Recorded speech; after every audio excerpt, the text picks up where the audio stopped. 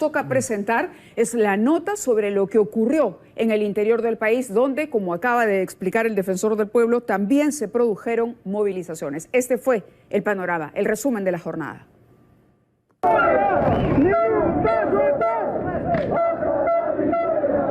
En el primer día de paro de 48 horas, manifestantes con llantas y palos intentaron quemar la prefectura regional en Huancavelica.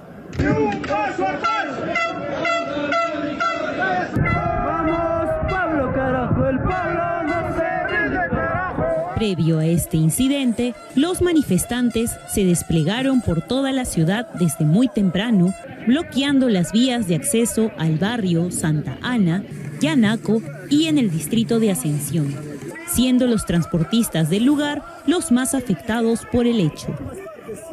Asistentes a la marcha aseguran que se preparan para trasladarse por las principales vías del distrito, llegando a diferentes instituciones públicas del lugar.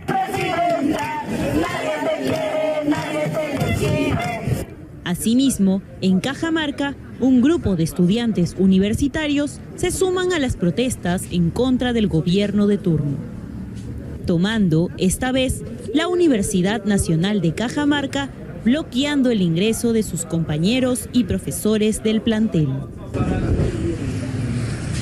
Al lugar llegó la Fiscalía de Prevención del Delito, quienes vienen recorriendo principales puntos de la ciudad para salvaguardar el orden en manifestaciones. Extranjeros quedaron varados en el pueblo de Chivay, rumbo a la ciudad de Arequipa, por manifestantes que llegaron al lugar. Pese a ello, minutos después, liberaron el camino para el alivio de los pasajeros. Hay que mencionar que dentro de los hechos aislados que comentábamos con el defensor del pueblo, por ejemplo, hay un incendio en la prefectura de Huancavelica, importante. Y por otro lado, se encontró muy temprano artefactos explosivos que llegaban de Ayacucho a Lima.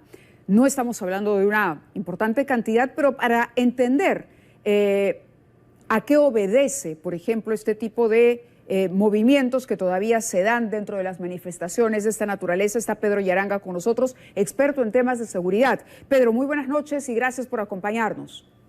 ¿Cómo estás, Mávila? ¿Qué tal? Buenas noches. Bien, podríamos decir que a la luz de lo que hemos visto durante todo el día, ¿hubo menor presencia de extremistas y radicales en lo que se ha denominado el día de hoy la toma de Lima, la tercera toma de Lima?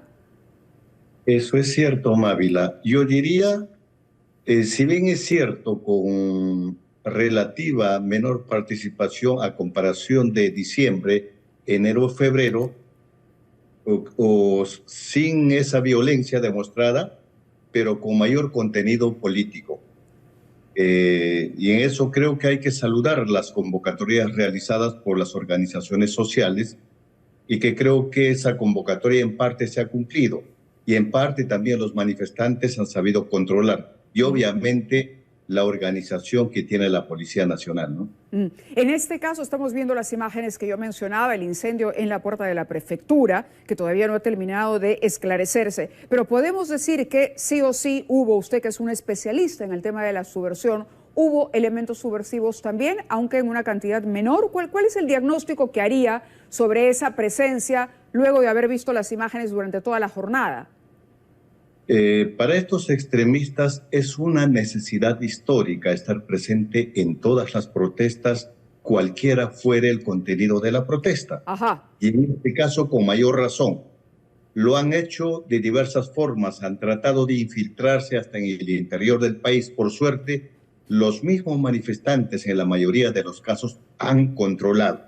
En el caso de Lima, por ejemplo, el control estricto de los ingresos generales a la ciudad de Lima de parte de la Policía Nacional ha funcionado. Parte de eso es que fue la intervención de esta persona, claro, que venía de Ayacucho hacia Lima.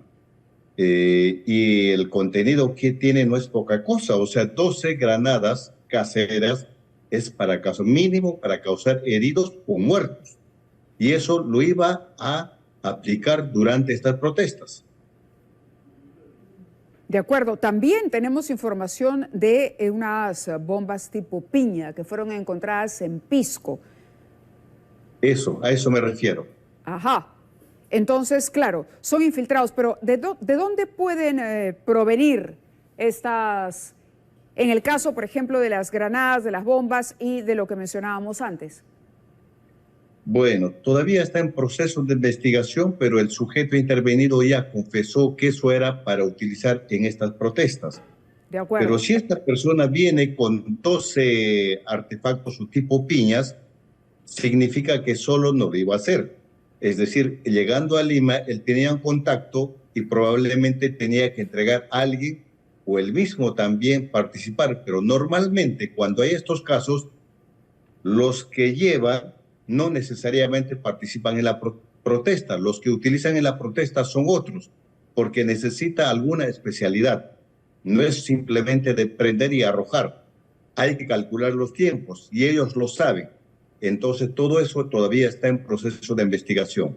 Claro, estamos hablando de infiltrados, de gente radical, extremista, que incluso pretendía detonar estos artefactos, pero comparando lo que ha ocurrido hoy con lo que vimos en enero, luego de el cambio de gobierno, cuando la señora Dina Boluarte asumió recién, ¿usted diría que ha habido un repliegue de las fuerzas radicales o de los infiltrados subversivos en las movilizaciones? ¿O que más bien esto sea debido a una mejor estrategia policial a la hora de controlar la movilización? Yo creo que en parte eso es mayor estrategia policial. No hay que olvidarnos que también con toda la precariedad que tenía la policía entre diciembre del año pasado y enero-febrero de este año, también se están judicializando algunos casos. De modo que algunos extremistas que han pretendido infiltrarse se quedaron en el camino. Otros simplemente no dieron la cara, porque saben que en Lima funcionan las cámaras y las cámaras están muy bien ubicadas.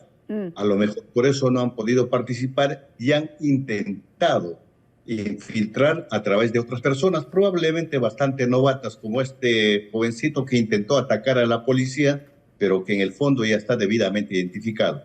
De acuerdo. Le agradezco, Pedro, como siempre, sus comentarios para entender siempre, por supuesto, así sean grupos o hechos aislados, hay que comprender lo que está pasando, sobre todo por lo que usted dijo al inicio. Parece que esta ha sido una protesta o una manifestación mucho más política, de pronto menos violenta, pero donde el papel desempeñado por la policía y el trabajo de inteligencia, el despliegue de las cámaras, finalmente ha tenido algún resultado, por lo menos para evitar situaciones que se puedan desbordar. Muchas gracias nuevamente a Pedro Yaranga. Sí, perfecto, pero Mávila, hay que indicar algo más, que también tiene un mensaje directo a la presidenta de la República, porque es cierto de que todo el país no se ha movilizado, pero también en ciudades importantes hubo paro, sin violencia. Eso es un mensaje tácito para la presidenta para que diga de que se preocupe por el crecimiento del país. Bata la pobreza, la extrema pobreza, y que sepa por lo menos escoger a la gente de su entorno. Esos son los funcionarios y los ministros. Sin duda, completamente de acuerdo. Porque cuando ocurre una movilización como la de hoy, al margen de los resultados, nadie gana. No es que hayan dos bandos y vamos a medir quién ganó. Ganó la policía, ganaron los manifestantes. No se trata de eso. Por eso precisamente era interesante hacer este análisis y analizar cuál era la agenda, finalmente quiénes eran los rostros visibles de esta protesta. Muchísimas gracias a Pedro Yaranga nuevamente y tenemos más entrevistas aquí en los estudios.